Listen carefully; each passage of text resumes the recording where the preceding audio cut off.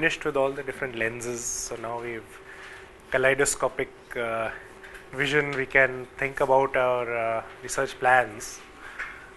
So I just want to quickly recap some of the discussions we had earlier around what is the shape of the research plan, and maybe just revisit some of those points around research questions. I thought that it would be useful actually to go through the process from the question to the design. So how do we actually move from question to design?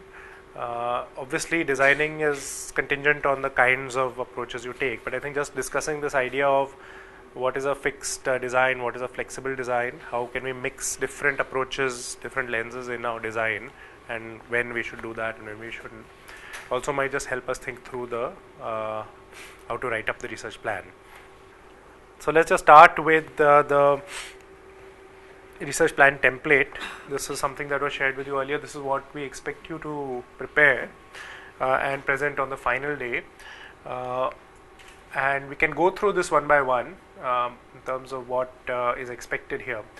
So the background rationale is basically what you are very familiar with, what you are very comfortable with, what we've been doing in developing the problem, the statement of the problem or the issue that you are discussing. Sometimes it's not a problem that you are basing your question on, but it's rather a sort of a topic area that you want to focus on. But essentially there has to be some rationale for why you want to research the issue that you are researching. So that this is really drawing up that background and why this is an issue that needs to be discussed. So no more than 1 page I think is required for that. This is a very basic, concise kind of research plan. And then 2 pages of literature review. It doesn't need to be a full-scale systematic review, but maybe a narrative review. But you should have described very briefly your methods for actually conducting so what was your search strategy, what were your criteria for inclusion, exclusion, and quickly then that you can just do in 1 paragraph, and then you can do a very brief review of literature in 2 pages. Just stop me at any point. And then of course the actual articulation of the questions, which you already now all of you have put up on the Moodle. I think most of you have put up, not all of you. So that will just be obviously question and sub-question. Then so the question should be clearly articulated, and any sub-questions. Don't have too many, just keep it feasible. And then conceptual framework. So in the post-lunch session I'll talk a little bit about how a conceptual framework can add value to an HPSR design. Also about whether you use a theory or whether you use a framework. And of course each approach comes with its own way of looking at how you frame a study and how you can explain the findings. So, but it's not, I would encourage you to have a conceptual framework. What it does is it ties everything in, it gives you a sort of a clear structure for moving forward, but it's not 100% essential to have a conceptual. Some people may prefer to work with an open-ended question or with a very clear question that leads to a very clear design. Then design. So design is how you'll actually set up the study. We are assuming that this is actually going to happen in many cases. We are hopeful that this study will actually be done. So the design is absolutely crucial. So whether it's a fixed design or flexible design, what are the actual mechanisms of research that you're going to roll out, and then the actual and then the methodology, moving into methodology. So methodology typically would require 1 to 2 pages in which you describe your actual data collection, data analysis, and writing up strategy. So it doesn't have to be 2 pages, it can be shorter also, but these are just like maximum limits. And then we do need some discussion on how you will ensure quality and how you will deal with ethical issues. And then this is crucial. This is something we've been discussing today. So what are the outcomes? What is going to happen as a result of your study? You obviously you will create knowledge of a particular type, will contribute knowledge in a particular area, and then what else will happen? What do you expect this knowledge to trigger? Is there any, you might want to think about, do you want to pursue a particular model or approach to furthering that knowledge? And is that going to be more of a expectation, or is it going to be more of an active action on your part. So again, thinking about what approach you will take to knowledge translation. So again, here I'm not saying that these should be the subheadings, but I'm saying you should consider these two things and consciously put them down, write them down. Who will be your audience and who will be the beneficiaries of this research? Not just the eventual beneficiaries, but the immediate beneficiaries as well. So who are the people who are going to use the research? And then think about pathways of impact. So again, I don't want you to get too much into the theory of knowledge translation and try and think about which model you fit into, but rather think in the real world, what are the actual ways in which this knowledge is going to move through the system or move through society? How can you encourage that? How can you facilitate that? So just think about the pathways. And a timeline, obviously. So this is being set up as a real study. So do think about the timeline. It doesn't have to be extremely detailed, but to think about the broad steps in actually undertaking the research, and maybe 6 or 7 broad steps from a preliminary phase to doing some initial interviews, finding out some exploratory. If you have multiple phases, then how will you phase your research? When will you do the data collection? When will you do the analysis? When will you write up? Is writing up part of a timeline? That's rarely put into project timelines, but in HPSR I think we'd really encourage you to think about building the writing part, not just writing up a project report for donors, but actually writing up the research into meaningful outputs, whether they are peer-reviewed publications or other forms of so I mean, people often ask people often think that the main job of a researcher, when you think what does a researcher do, the researcher is actually I don't know what comes to mind. I don't know. What does a researcher do? What is the image that comes to mind when you think of a systems researcher? Okay. But like what do you spend most of your time doing? Yeah. Actually, you preempted my thing. It is writing. You spend most of your time writing in some form or the other. But I think the popular image of what a researcher does is, data collection actually. And that's actually often a very small part of the actual time you spend. Most of your actual practice, as a researcher, your practice is mostly writing. So that's why I think making that reflect in your plans and protocols is an important thing.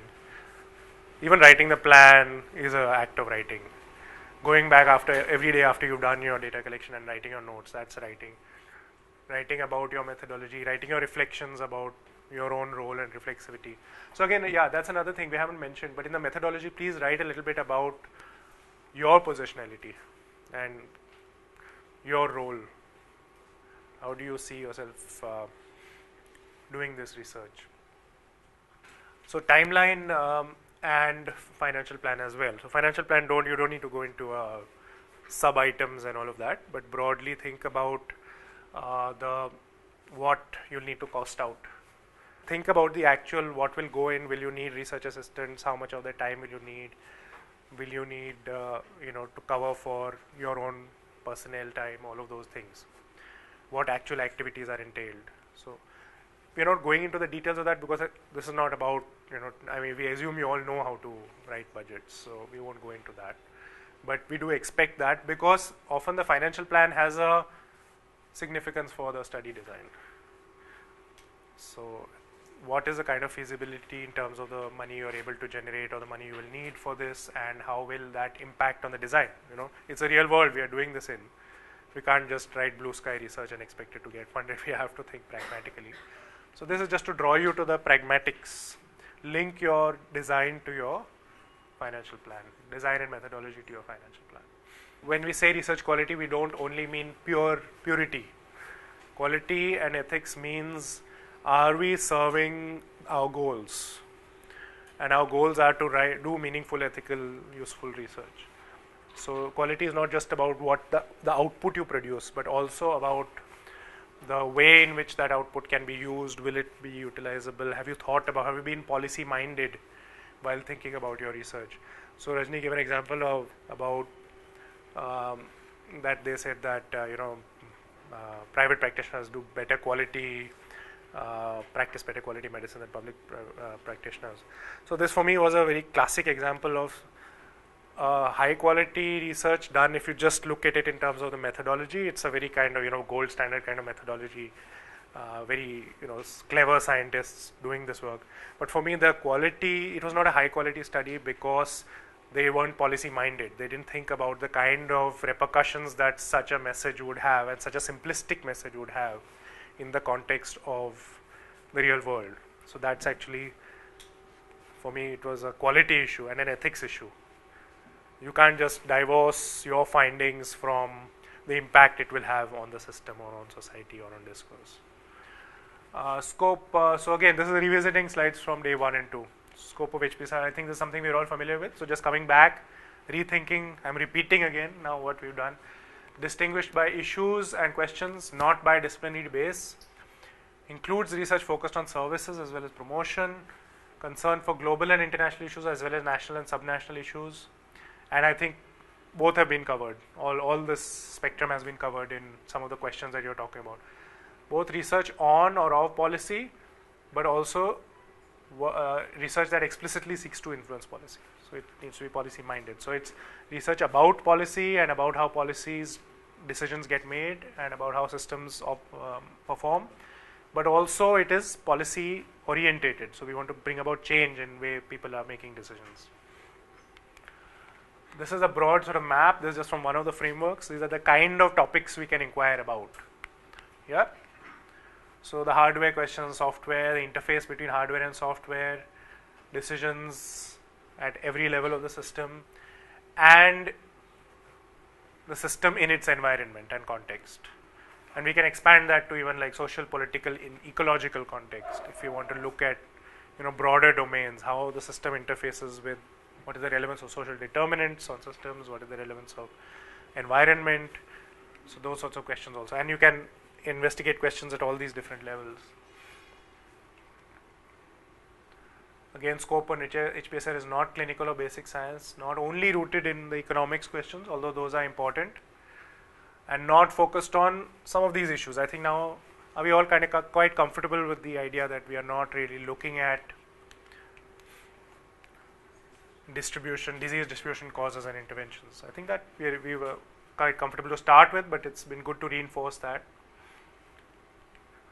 And if we do look at specific services or specific programs, keep in mind that there should be a broader reflection for the system. It shouldn't be only to serve that service or program. So if you do research a service or a program, it should be as a tracer for understanding systems issues, or research because it has a system-wide effect. But some level you must be thinking beyond that particular service or that particular program. Okay, so there were questions about the literature review. So I'm just going to touch on some very basic thinking about how you might proceed with your review. So first of all, you identify your question or focus. Then you frame the area you are studying. So actually focus down on what is the boundaries of your review. So define the area a bit more closely. It's what's called an operational definition, or a, setting the boundaries. If there is a particular duration that you don't want to get all the knowledge from the 1950s or 60s, but you only think that the last 20 years are important, then fix that. Search for primary studies and theoretical papers as well. Don't only look at, so you can do a literature review for the type of theories you're using, not just for the topic that you're inquiring about. Then set down some basic inclusion exclusion criteria, and also do be sure to look at the papers critically. Don't just reproduce the information that was in those papers, but think about how those people have read the papers critically. Think about how those people have used that knowledge, have they done it credibly, and then deal with that in the literature review. Give more attention to those which are credible, which are good papers. And you can also make comments and build in this idea of methodological critique in your review. Then you actually review, and then you synthesize. So synthesize doesn't mean you just draw out relevant sentences and paste them into your review. The act of synthesizing is a creative act. So you need to make meaning. You are developing an argument. You're saying that there is this knowledge out there and it can be used in particular way. Because see, literature review is not, all the people who are doing this, who have researched the topic that you are interested in, will not have researched it in the same way. They will have come at it from different angles, different perspectives. Yeah, it's not just that they produce some information which is already there and you can use that. They will all have had different intentions for doing that. So that synthesis process, you need to pull it together. So some people have looked at it this way, some people have looked at it that way. What does that mean in terms of my question? How does that set up my question? Why do we do a literature review? Right. So that you can make a case for your study.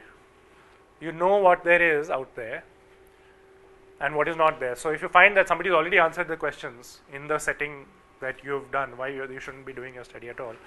But when you find out what's out there and there's a clear gap and or there's some knowledge that needs to be supplemented or added, then you can make a very clear case for doing your study. So the reviews should set that up. So obviously these slides will be available, so I'm going to move on. Okay, so this we are all happy with. The question is what drives the study. So the process you are going through right now, putting up your questions on Moodle, refining them, we'll all be giving you inputs. And please give inputs on each other's questions as well. And of course there was that whole set of slides on, sorry again it skipped ahead, but we're coming now to what constitutes a good question. So these are some of the starting points, generating questions. Starting points, think about the terrain, consider the level, is it macro, meso or micro, or is it a cross level question? Yeah, so think about the level. So just thinking about whether it's, what is your primary focus, is it a macro focus, meso focus or micro focus?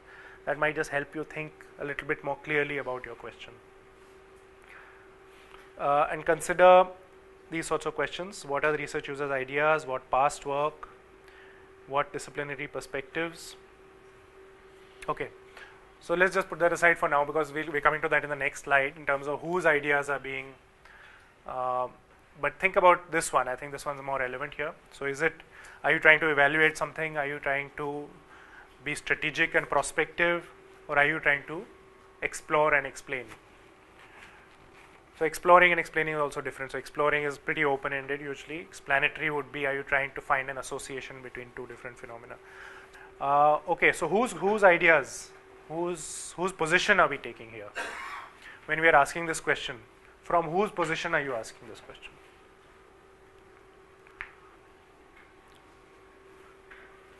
And again, that comes back to the idea of knowledge translation as well. The person whose position we are asking the question from will be the one interested in the results. Okay, so we've already done this. This is something we've already been through. This is what makes a good question. So this is the last slide and then we can go for lunch. It should be worthwhile, not trivial, but I don't think that's a problem with any of you. You all asked very worthwhile questions. I don't think that's an issue. Worthy of the effort to be expended. So that's why again it's important to write the plan. Think about what are the resources that's going to go into this. Yeah. Typically HPSR is not expensive. People spend far huger sums of money on other types of research, biomedical research. So I mean, for me, a lot of the research, even if it's producing something very, knowledge for knowledge sake kind of thing, very exploratory, even then, I think usually it is worth the money. If we also think about the amount of money government spends on programs and implementation and compare that to the amount of money being spent on research, it's usually very small. Specific. Sufficiently specific to be clear about what constitutes an answer. Answerable. Can see what data are needed to answer it and how those data will be collected. So it should be, it doesn't mean you write your methods into your question. Don't do that. Method should be distinct from the question. But there should be a way of seeing that this question can be answered. It should not be a rhetorical question which really can't be researched, it can't be answered. So I'm going to close with the last one, interconnected. So if you have sub questions, make sure they're linked in and form a meaningful whole. Yeah.